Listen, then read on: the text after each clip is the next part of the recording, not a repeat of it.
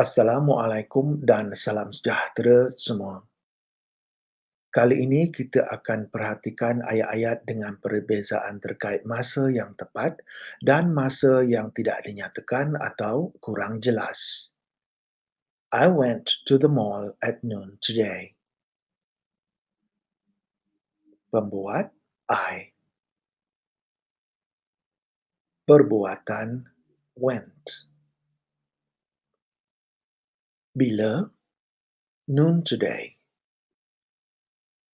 Perbuatan yang telah lepas dengan masa dinyatakan tertakluk pada hukum masa lepas iaitu past tense. Penggunaan kata kerja went tepat dan mesti kerana masa perbuatan berlaku dinyatakan dalam ayat ini iaitu noon today. Bagaimanapun, kekeliruan mungkin berlaku disebabkan terdapatnya perkataan masa today dalam ayat di atas. Untuk mendapat jawapan yang jelas, mari kita analisa ayat tersebut bersama ayat-ayat contoh yang lain di slide berikutnya.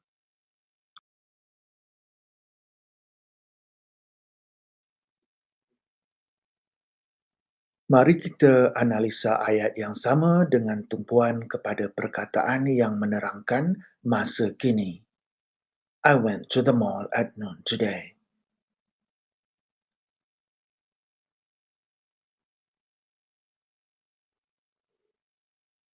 Mengikut kebiasaannya, dini hari ialah tepat jam 12 tengah hari.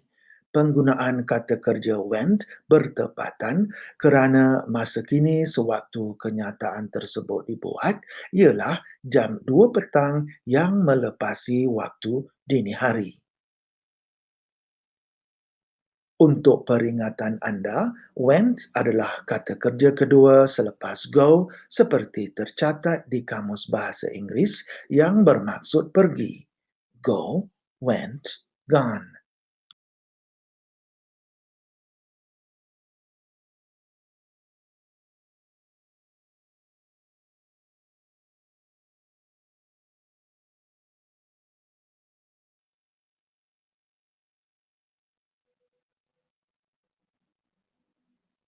I went to the Fisherman's Wharf for lunch today.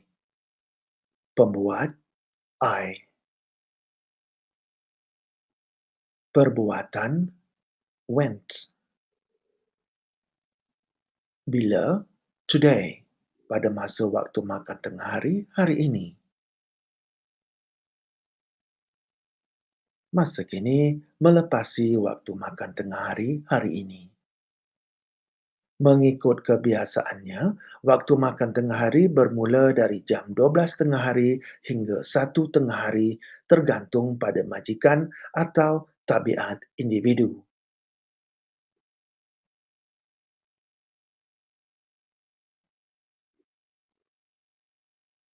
Oleh itu, penggunaan kata kerja kedua went betul kerana ayat kenyataan tersebut dibuat selepas tamat waktu makan tengah hari.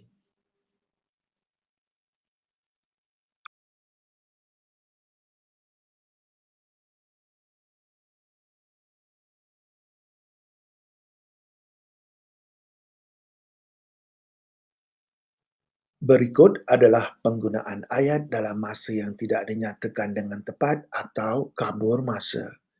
Sila lihat penerangan masa kini selepas bila. I have gone for lunch today.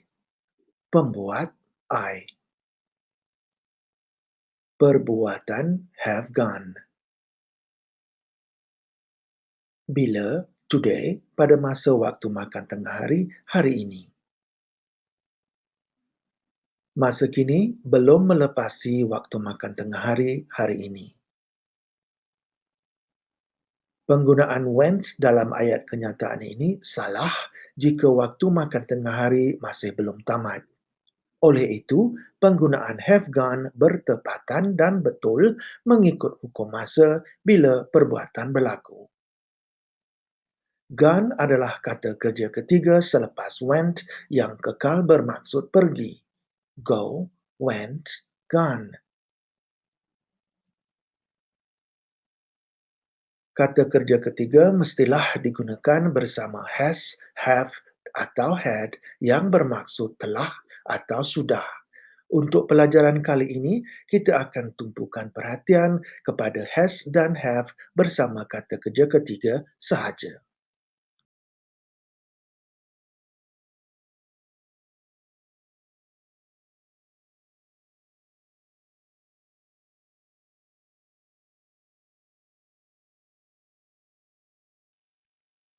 Berikut adalah susunan penggunaan kata penambahan atau sokongan untuk kata kerja ketiga. Untuk pembuat lebih dari satu seperti you and I, we, they, dan my parents, kita mesti menggunakan kata penambahan have yang bermaksud telah atau sudah bersama kata kerja ketiga.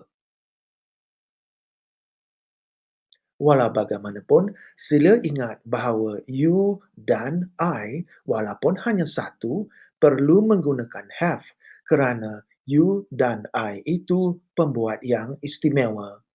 You and I are special. Untuk pembuat satu yang lain, kecuali you dan I, kita mesti menggunakan kata penambahan has bersama kata kerja ketiga.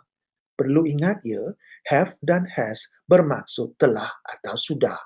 Kalau lupa juga, ingat lagu ni, sudah kahwin ke belum?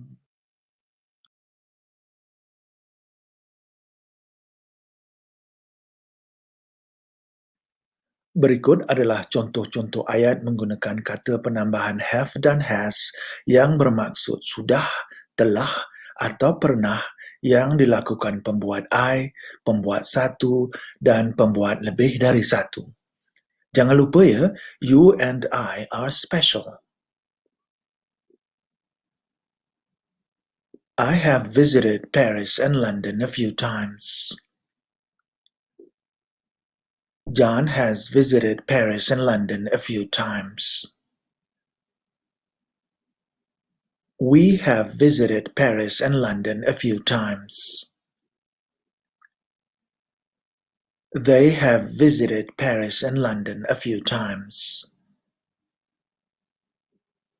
Kata kerja pertama visit bertukar ejaan dan sebutan kepada kata kerja ketiga visited yang mempunyai ejaan dan sebutan yang sama seperti kata kerja kedua. Contoh, visit, visited, visited.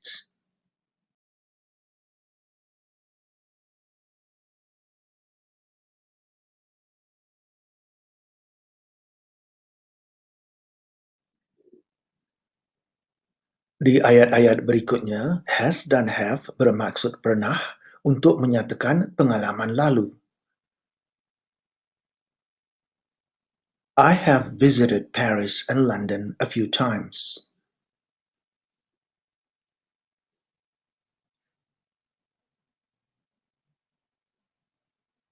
John has tried fried rice.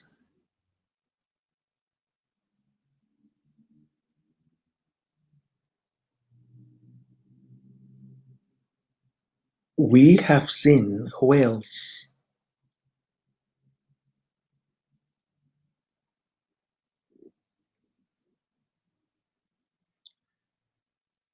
They have climbed Mount Everest.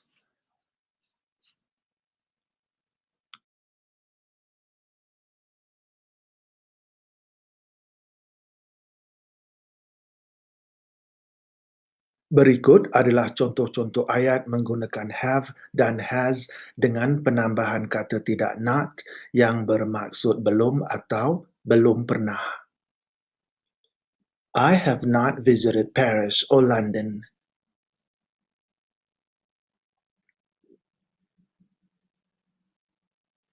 John has not tried fried rice.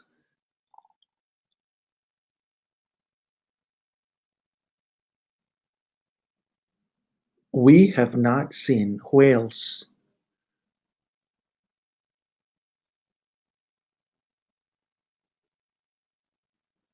They have not climbed Mount Everest.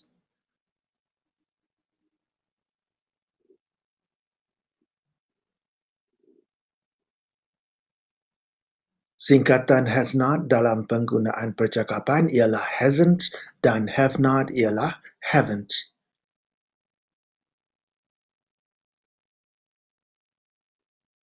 Walau bagaimanapun, guna have not atau has not dalam keadaan atau keperluan untuk menekankan kepentingan belum atau belum pernah dalam percakapan anda.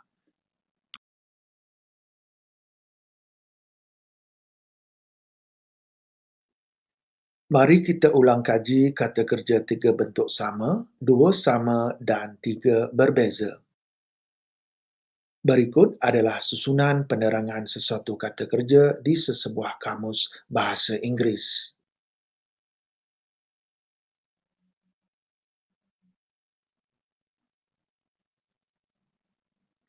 Verb bermaksud kata kerja atau perbuatan.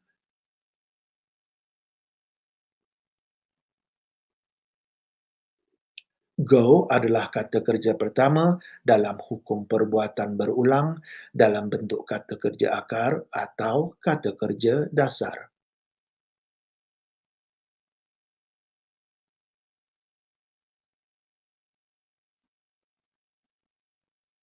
Goes adalah kata kerja pertama dalam hukum perbuatan berulang yang dilakukan satu pembuat kecuali you dan I yang memerlukan penambahan huruf S atau ES.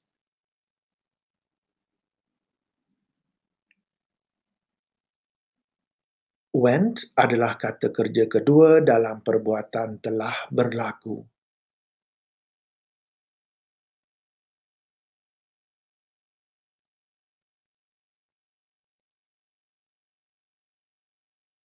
Gone adalah kata kerja ketiga untuk hukum perbuatan telah berlaku dengan masa tidak dinyatakan atau kabur.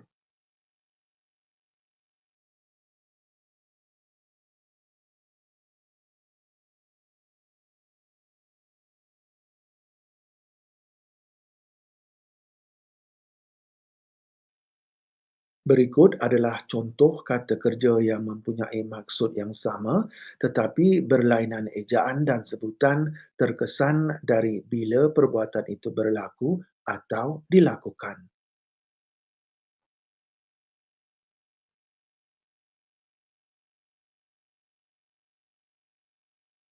Buy, bought, bought.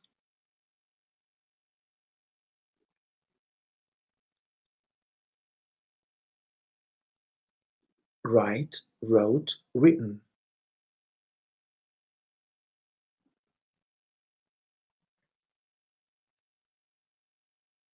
Cut, cut, cut.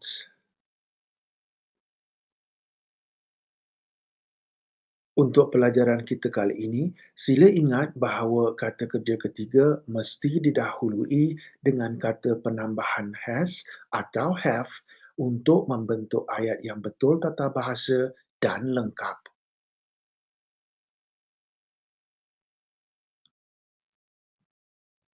Sekian saja pelajaran kita kali ini. Jangan lupa slogan kita, biar perlahan asalkan faham ya.